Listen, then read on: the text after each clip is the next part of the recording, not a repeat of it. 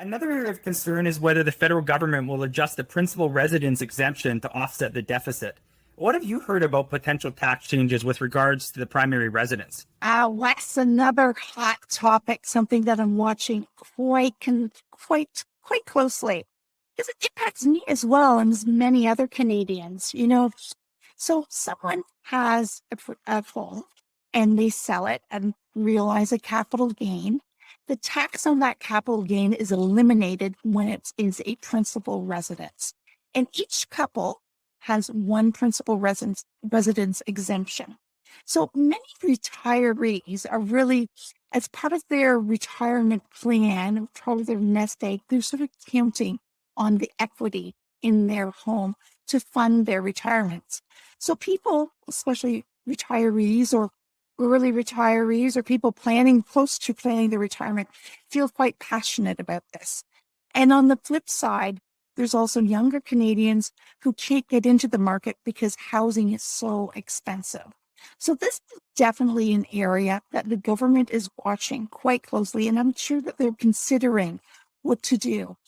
And going back to the Liberal platform, it was silent, but it did explicitly state that it would not touch the principal residence. So I just want to share with you, what do they do south of the border in the US? Well, what they've done there is the first $250,000 of gain in a principal residence per person. So for a couple, it would be $500,000. That first $500,000 is exempt. And any gain above and beyond that is then taxable at the capital gains rate. So I'm sure the government is looking at that, considering it. Again, we don't know what the outcome will be. It could be some version of that, or it could just continue the way it is. But it is an area of topic that we're very interested in. Now, sticking with principal residences, we often have conversations with our families, and they want to add their children as to the title of the primary residence. What are your thoughts on that? What are the pitfalls that they might want to consider? It's not always as clean as just simply adding them. Any thoughts? Okay, Wes. So this is a real area where I want people to proceed with caution. Talk to a professional who's dealt with this again and again.